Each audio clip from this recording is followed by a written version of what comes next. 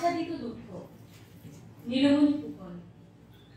পাখির গান, রক্তের ফোঁটা, প্রতিটি ফুল নীরব চাহনি, সন্ধ্যার আকাশ উন্মুক্ত শূন্যতা, এক ছাদ কাপ তোমার ভাগ্য, রাত্রির আধার আচ্ছাদিত দুঃখ। তোমাদের ভবেন বড়ুয়া, তোমাদের দুঃখ তোমাদের, তোমাদের দুঃখের বিস্তৃত শিকড়গুলো তোমাদের, তোমাদের দুঃখের মাটিগুলো তোমাদের, তোমাদের দুঃখের জন্য রোদগুলো, বৃষ্টিগুলো, বাতাসগুলো তোমাদের। একটা পাখি আমার গানও তোমাদের দুঃখের বন্ধু হওয়ার জন্য উড়িয়ে দিলাম, সেও হোক তোমাদের। কালো পাত্রে যারা পান করলো, যারা পান করলো বন্য গাছের তিত রস রাত্রের পাত্রে, শুভ্র পাত্রে যারা পান করলো, যারা পান করলো বন্য গাছের ফলের তিত রস দিনের পাত্রে, স্থির দৃষ্টিতে তারা চেয়ে থাকলো কালো পাত্রের ভিতরে, সাদা পাত্রের ভিতরে। ভীত হবে না, ক্লান্ত হবে না, হতাশ হবে না। তোমাদের তিক্ত শূন্যতায় তোমরা নিঃস্ব হয়ো না। তোমাদের দুঃখ তোমাদের, বিস্তৃত শিকড়গুলো, মৃত্তিকাগুলো, রোদগুলো, বৃষ্টিগুলো, বাতাসগুলো সমস্তই তোমাদের। তোমাদের দুঃখের ডালে বসে, তোমাদের দুঃখের পাতাগুলোর মধ্যে থেকে পাখিকে শুনিয়ে যা, তোমরা নিঃস্ব হয়ো না, তোমরা নিঃস্ব হয়ো না। রাত্রের নৌকা, ভবেন বড়ুয়া।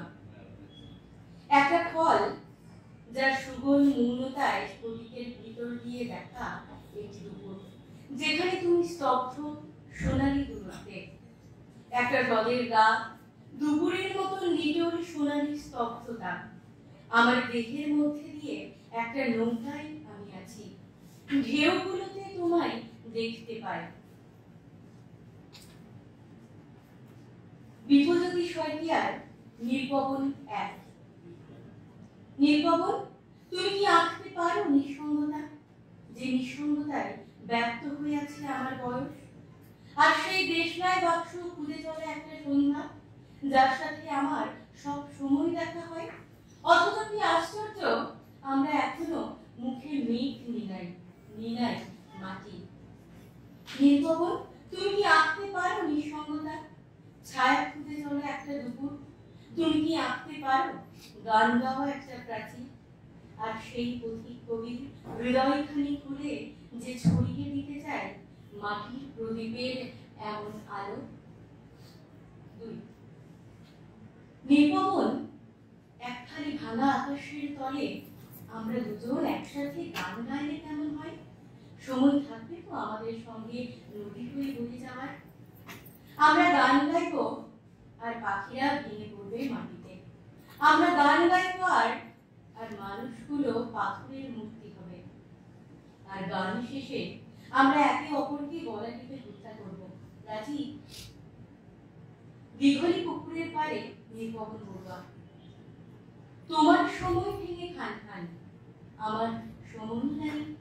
তোমার ফিরে দেরি হয় বলে সূর্যও অস্ত যায়, তবুও কাঁধে রাখলে তোমার স্নেহের ইজেল হাত। পুকুর পাড়ে অন্ধকার ভেঙে ঝাঁপিয়ে উঠল একটা মাছ।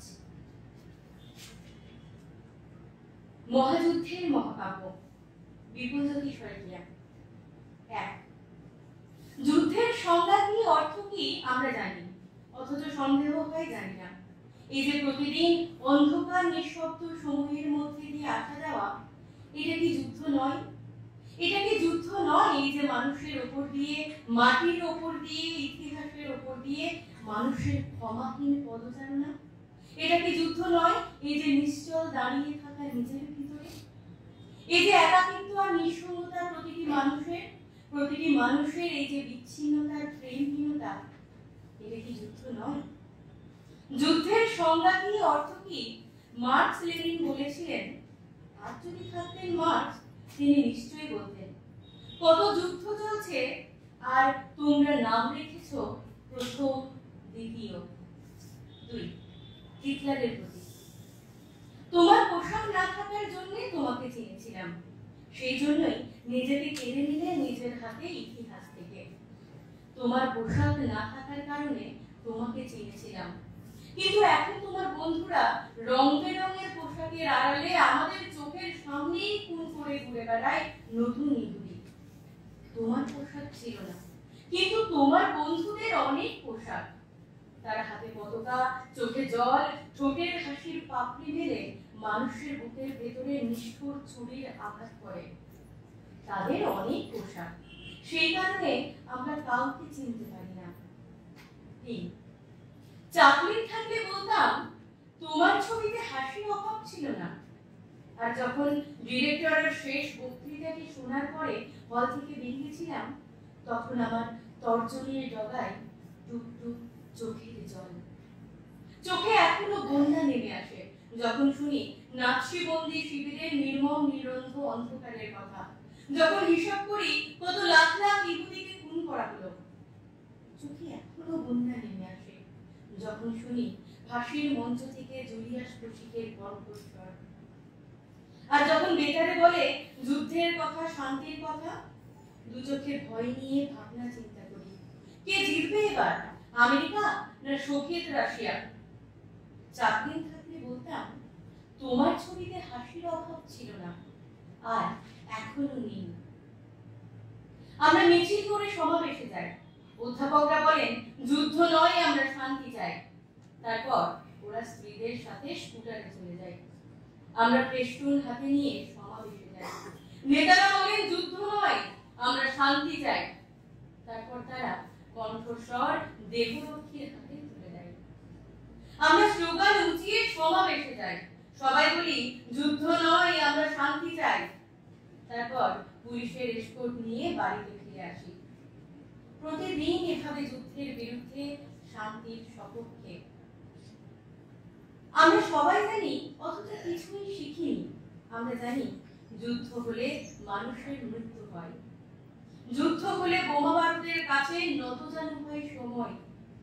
আমরা জানি যুদ্ধ হলে দেশ ছেড়ে চলে যান আইনস্টাইন, যুদ্ধ হলে রাশিয়ার প্রত্যেক ঘর থেকে দিতে হয় বলিদান, যুদ্ধ হলে দুভাগ হয় কোরিয়া, দুভাগ হয় জার্মানির সবুজ বাগান।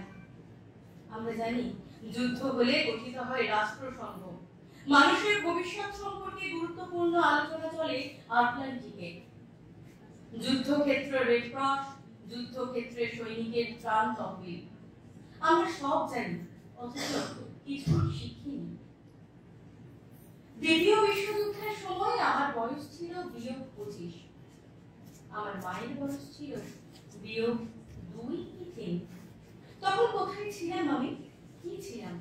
আমি ইহুদি ছিলাম নাকি খ্রিস্টান, নাকি বলশেভিক ছিলাম, নাকি আমেরিকান ছিলাম? নাৎসিবন্দী শিবিরে ছিলাম নাকি আমি ছিলাম এসএস বাহিনীতে, নাকি জাপানি ছিলাম আমি হিরোশিমা নাগাসাকির কোনো এক রাজপথে? দ্বিতীয় মহাযুদ্ধের সময়ে আমার বয়স ছিল -25। তখন কি ছিলাম আমি, কোথায় ছিলাম? ছিলাম নাকি আমি বার্মার সবুজ সীমান্তে, নাকি পোল্যান্ডের কোনো এক রাস্তায় ছড়িয়েছিলাম সর্ষের বীজ? দ্বিতীয় বিশ্বযুদ্ধের সময় আমার মার বয়স ছিল -2 কি 3। সে কার জননী ছিল, কার জননী ছিল সে? সদ্য বিধ্বস্ত কোন নগরীর অগ্নিদগ্ধ শিশুর, নাকি যুদ্ধক্ষেত্রে ফিরে না আসা কোনো এক সৈনিকের, নাকি হিরোশিমার উপর দিয়ে যাওয়া সেই বিমান চালকটার?